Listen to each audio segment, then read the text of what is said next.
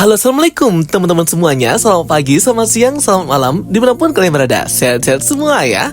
Well guys, di video kali ini kita akan ngebahas nih What If season kedua episode ke-8 ya. Tersisa 2 episode terakhir, termasuk episode kali ini dan final episode besok. Episode hari ini berjudul What If Avengers Assemble in 1602 atau tahun 1602 era Victorian gitu ya teman-teman.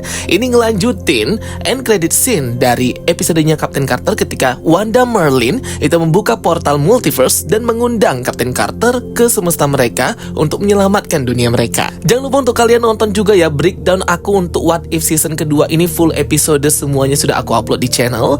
Jangan lupa juga untuk join grup spoiler Telegram Jokastoy, link invite grupnya sudah aku pin di kolom komentar. Dan jangan lupa juga untuk follow official account TikTok Jokastoy dan Instagram Jokastoy. Oke teman-teman, gak usah berbacot, kita langsung aja nge-breakdown full penjelasan story-nya, Easter egg dari episode ke-8 What If season kedua, What If Avengers Assemble in 1602. Here we go. Jadi opening episode kali ini memperlihatkan sebuah semesta zaman old, zaman dahulu kala, zaman Victorian gitu, dengan set tahun 1602 ya teman-teman, atau 1602. Kita namain aja ini semestanya semesta 1602 ya, ngikutin set tahunnya. Di semesta ini yang memimpin ialah ratu, raja dan keluarga kerajaan dari anak-anaknya Odinson ya, dengan ratunya si Hela dan juga kaki tangan si Hela sendiri itu Thor ya, serta adik mereka si Loki. Pokoknya di sini mereka hidup rukun lah. Hela di sini sebagai ratu dan memegang scepter ya, dengan adanya batu Infinity Stone, Time Stone. Agak beda ya kalau di semesta utama kan batu scepternya itu Mind Stone. Wah, akhirnya kita ngelihat Hela lagi ya di episode kali ini ya, setelah kemarin si Hela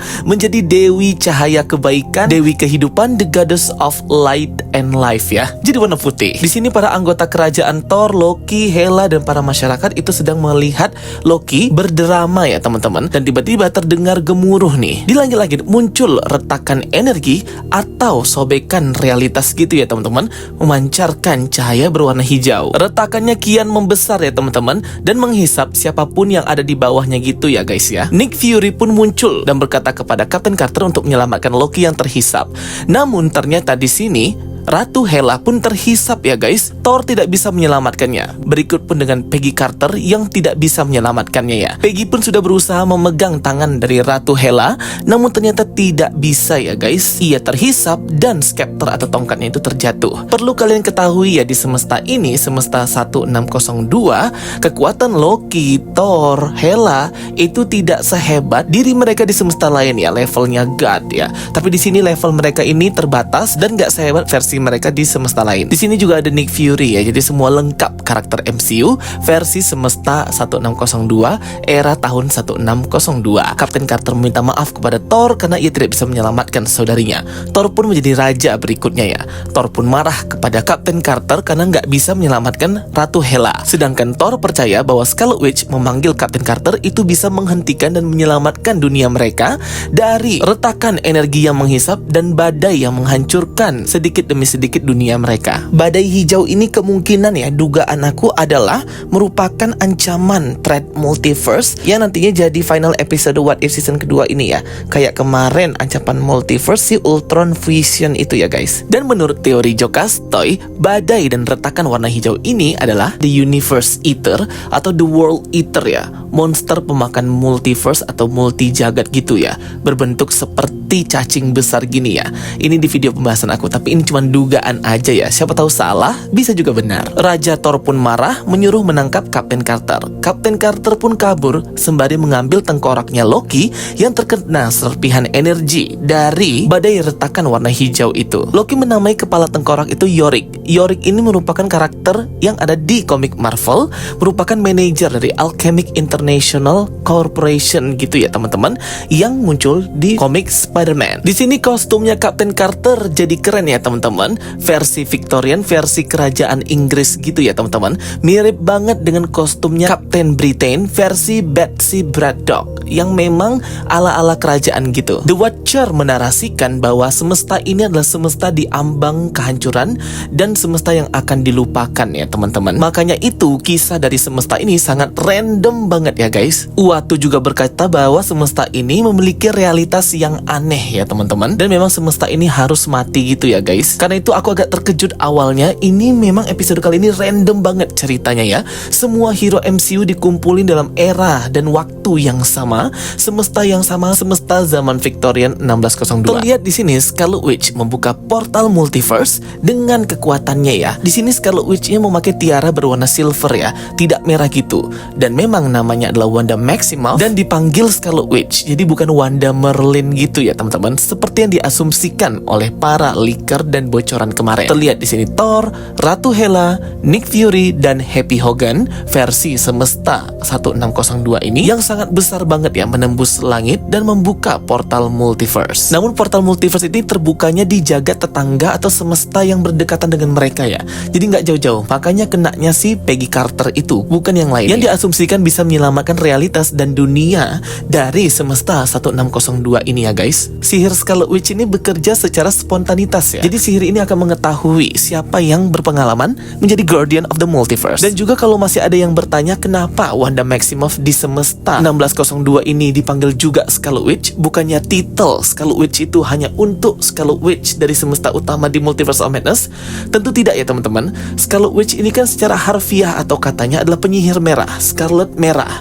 Merah ini disematkan bagi si penyihir Wanda Maximoff karena dia suka memakai gaun merah, energi kekuatan sihirnya pun berwarna merah. Jadi bukan title, suatu posisi yang hanya boleh diisi oleh satu orang di semesta utama, itu semesta Wanda Maximoff kita yang jahat itu ya. Namun benar, Scarlet Witch yang jahat dan mencapai full potensi dirinya melakukan kejahatan di multiverse dengan membunuh hero-hero Illuminati, yaitulah Wanda Maximoff Multiverse of Madness Scarlet Witch itu ya. Itu versi yang jahatnya. Dialah yang dimaksud dengan Nexus Being, dialah yang dimaksud bisa memimpin kosmos itu ya teman-teman. Namun panggilan Scarlet Witch itu juga boleh digunakan bagi Wanda Maximoff lain juga ya guys. Jadi jangan ada lagi yang komen ya, kok ini boleh dipanggil Scarlet Witch, yang ini kok nggak boleh, ini boleh ya. Itu cuman penyebutan aja biar mudah. Captain Carter pun setuju untuk membantu semesta 1602, di mana Scarlet Witch lah yang memanggilnya. Namun karena dia gagal gitu ya teman-teman, jadi dia kayak diburu oleh Raja Thor yang nggak sabaran akan dunianya, semestanya yang sedang sekarat dan akan hancur gitu guys. Selagi menarasikan, ternyata Peggy Carter bisa mendengar suaranya si The Watcher ini ya, si Uatu ini. Dia pun terkejut. Lucu banget kalau ngeliat si Uatu ini, asik terkejut aja ya guys. Uatu berkata bahwa Peggy Carter ini nggak tahu apa yang sedang dia hadapi permasalahan di semesta ini ya guys.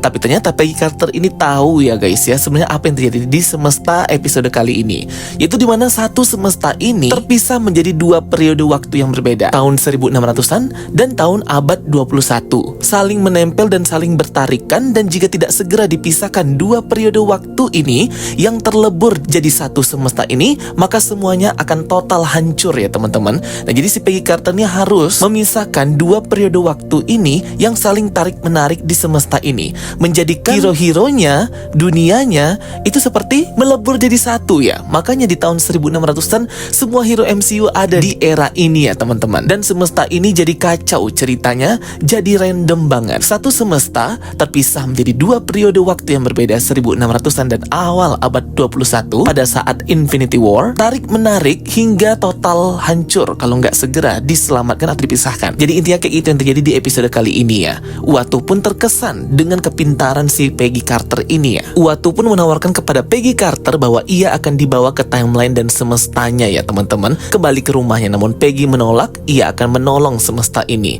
Uatu berkata banyak semesta yang musnah, jadi kayak udah biasa gitu. Tapi Peggy yakin bahwa ia bisa menyelamatkan semesta ini. Di ruang pertemuan, Raja Thor, Nick Fury, Happy Hogan dan Scarlet Witch membicarakan tentang retakan atau badai berwarna energi hijau yang semakin besar ya dalam kekuatan dan jumlah yang kuat bisa menghancurkan dunia mereka. Pulaunya Alter Ego dan Groot juga ya disebutkan di sini. Jadi memang semuanya ada di sini guys. Scarlet Witch berkata bukan Peggy Carter penyebab masalah ini ya teman-teman. Namun Carter adalah kunci dari keselamatan dunia mereka. Scarlet Witch juga berkata ia merasakan kehadiran orang lain lagi yang mungkin akan datang dari waktu yang berbeda. Scarlet Witch berkata ada seorang forerunner atau penjelajah waktu yang terjatuh melalui waktu ke timeline dan semesta mereka ya, menyebabkan kehadirannya itu dunia mereka akan hancur gitu ya teman-teman. Jadi mungkin macam sedikit incursion gitulah guys. Sedangkan mereka nggak tahu siapa forerunner ini. Forerunner ini harus dikembalikan kembali ke timelinenya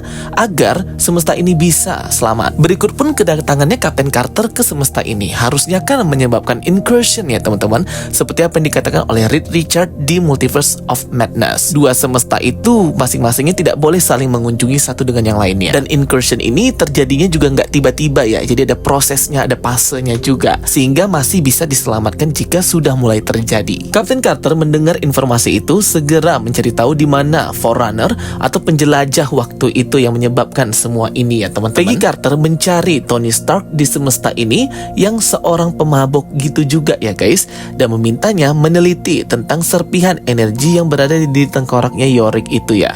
Kemudian Kapten Carter berkata ini mungkin radioaktif. Dia meminta Tony Stark untuk membuat sebuah alat yang mungkin bisa mengekstrak energi hijau tersebut. Jadi Carter ini meminta Stark membuat alat gitu ya, untuk bisa melacak Forerunner itu dengan bantuan sebuah energi batu yang besar yang ada di tongkat Scepter Raja Thor dan dahulu dimiliki Ratu Hela ya guys. Tony Stark seneng banget nih dengar istilah-istilah yang disebutkan Kapten Carter seperti arc reactor, radioaktif, yang memang itu adalah kalimat-kalimat modern semua ya. Tony menyarankan Kapten Carter untuk bertemu para perampok dan pencuri ya, para Robin Hood versi MCU ini ya. Ada Rogers Hood, Bucky Barnes, dan Scott Lang yang menjarah kereta dari Prince Loki ya guys, mencuri semua koinnya untuk dibagikan kepada rakyat miskin. Akhirnya Kapten Carter bertemu dengan Rogers Hood dan yang lainnya ya. Mereka seperti merindu satu dengan yang lainnya. Rogers pun senang akhirnya melihat Peggy Carter yang dimana di dunianya itu sudah mati ya teman-teman. Akhirnya Rogers menyetujui membantu Carter untuk mencuri tongkat Raja Thor itu ya guys. Tanpa disangka, tempat persembunyian para pencuri di atas pohon ini diserang oleh tentara Yellow Jacket ya, diarahkan oleh Happy Hogan untuk menangkap Kapten Carter.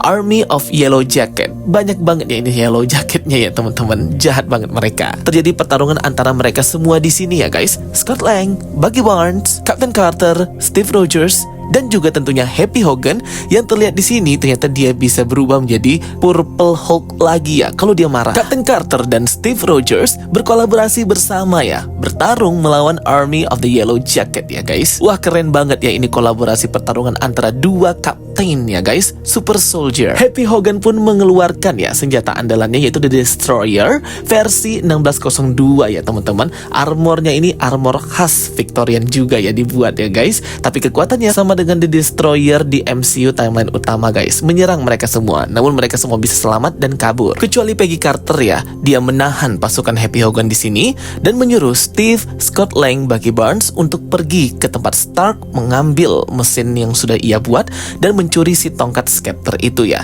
Terjadi pertarungan antara Kapten Carter dan The Destroyer ini ya teman-teman, keren banget. Akhirnya Happy Hogan menghentikan serangannya setelah Carter berkata bahwa mereka di dunianya itu berteman. Kapten Carter pun tertangkap dan dipenjara. Terlihat di sini ia dijaga oleh para tentara dan si Red Skull ya, versi 1602. The Watcher berkata bahwa semesta ini ditakdirkan untuk hancur dan mati, namun Carter masih bersikukuh untuk menyelamatkannya. Apa yang dikatakan The Watcher ini sama seperti di Loki season pertama ya, dimana Sylvie ini tidak ketahuan oleh para agent TVA karena ia berada di semesta atau timeline yang sekarat dan sudah mau kiamat atau mati hancur gitu ya guys. Di penjara The Watcher memperingati Kapten Carter untuk bisa meninggalkan universe ini ya, karena mungkin aja semesta ini memang ditakdirkan untuk hancur dan mungkin ini adalah takdir dari semesta ini. Peggy pun meminta bantuan Bruce Banner ya, dan mengeluarkan Hulk dari penjaranya untuk kabur dari penjara dan pergi ke tempatnya si Tony Stark ya. Tony berkata mesin ciptaannya ini bisa mengungkap siapa itu Forerunner atau orang yang menjelajah waktu dan mengirimnya kembali ke waktu dan timelinenya ya teman-teman, setelah memasukkan batu dari Scepter tongkat itu yang kemungkinan adalah Infinity Stone, Time Stone. Akhirnya bersama-sama Kapten Carter, Bucky Barnes, Scott Lang, Steve Rogers, Tony Stark, dan Bruce Banner, mereka menyerang kastil atau kerajaan untuk mencuri tongkat Scepter itu. Pada saat pertemuan di hall kerajaan, tiba-tiba badai retakan energi hijau itu muncul lagi ya teman-teman, mulai menghisap. Untung ada kekuatannya Scarlet Witch yang menahannya ya teman-teman. Bruce Banner Hulk datang menerjang tembok dan terjadilah pertarungan antara mereka semua ya teman-teman. Scarlet Witch berkata mereka kehabisan waktu ya, kekuatan sihirnya tidak bisa menahan portal atau retakan energi hijau ini yang makin membesar menghancurkan dunia mereka. Segera Kapten Carter berusaha mengambil dan mencuri tongkat Scepter itu dan Tony Stark membawa mesinnya ya teman-teman. Steve Rogers menghadapi Happy Hogan, tapi karena membuat Happy Hogan marah, dia pun berubah menjadi Hulk ungu, Hulk purple itu ya guys ya. Namun ia diserang oleh Hulk hijau guys. Thor menolak untuk memberikan tongkatnya kepada Captain Carter dan mengeluarkan pedang Allfather yang full vibranium, hadiah dari King of Wakanda, yang ternyata di Wakanda juga ada retakan-retakan seperti ini ya teman-teman. Versi kecilnya dari Incursion gitu ya. Menggunakan pedang Allfather, Thor menyerang Captain Carter dan dialirilah pedang itu dengan kekuatan petir khas Thor ya, tapi nggak sebesar God of Thunder Thor. Di sini Loki juga nggak ngapa-ngapain ya. Di sini Loki betul-betul mode safety, mode mager ya guys, malas gerak. Hogan Hulk ungu juga melawan Bruce Banner Hulk hijau, Bucky Barnes itu melawan Red Skull. Semuanya saling bertarung di sini ya. Akhirnya Tony pun membawa mesinnya itu ya menuju Scepter atau tongkat Thor itu. Scarlet Witch juga membantu untuk menghentikan Raja Thor. Scepter dipersiapkan untuk dimasukkan ke mesinnya Tony Stark, si bola energi itu. Jadi kelihatan di sini bahwa Scarlet Witch dan Nick Fury itu mengetahui rencananya si Captain Carter ini ya teman-teman. Sedangkan Raja Thor hanya melihat mereka sebagai pengkhianat dan tidak berpikir si Thor ini ya. Awalnya mesinnya macet, namun setelah dipakai oleh Captain Carter berbentuk seperti sarung tangan itu, batu itu memancarkan energi berwarna hijau khas Time Stone dan mengetahui siapa Forerunner atau orang yang datang ke waktu itu ya, penjelajah waktu. Rogers pun berkata dia agak-agak kayak lupa-lupa ingat gitu ya. Ia kayak mengingat sedikit bahwa ia berada di sebuah perang, yaitu perang Infinity War, namun malah terkena batu dengan perisainya, tapi malah menggores Time Stone, menciptakan alternate reality atau branch timeline semesta Victorian tahun 1602, dan malah mentransfer si Steve Rogers itu juga ke semesta atau realitas itu yang sekarang sedang kita tonton ini ya teman-teman. Maka dari itu Steve Rogers harus kembali ke timeline dan semestanya. Peggy pun sedih ya. Ternyata di every universe dan di setiap semesta mereka tidak pernah bisa bersama dan happy ending gitu. Namun mereka yakin di dunia lain mereka pasti dapat bersama berdua gitu ya guys, antara Steve Rogers dan Peggy Carter. Raja Thor pun melihat hal ini, akhirnya baru percaya dengan Captain Carter. Semuanya berhenti bertarung termasuk Scarlet Witch. Ledakan energi Time Stone pun terjadi dan semua kembali ke awal posisi mereka masing-masing gitu ya guys. Jadi kayak pertempuran itu tidak pernah terjadi gitu guys. Mungkin ini semua kembali ke saat sebelum Steve Rogers itu datang ke semesta atau timeline ini. Jadi timeline atau semesta era Victorian, era tahun 1602 ini tercipta karena Steve Rogers itu menggores dengan perisainya batu Infinity Stone-nya si Thanos di Infinity War Wakanda ya teman-teman. Semestanya menjadi tidak stabil dikarenakan kehadiran si Steve Rogers itu sendiri, yang dia pun lupa akan apa yang terjadi. Ditambah lagi mereka memanggil ya si Captain Carter dari semesta lain. Jadi kayak double-double gitulah. Captain Carter pun masih stay di semesta ini dan lagi minum. Ia pun didatangi oleh Strange Supreme. Strange Supreme berkata ada yang ingin ia ceritakan kepada si Captain Carter. Dan akhirnya bersambung berlanjut ke episode besok, episode ke-9, final episode of What If season kedua. Wah gila banget ya teman-teman. Episode ke-8 kali ini bener-bener ceritanya itu wah out of the box ya, random banget menurut aku ya guys. Thank you for watching my videos. Don't forget to like and subscribe. Ketemu lagi di video aku berikutnya. Bye bye, see you next time.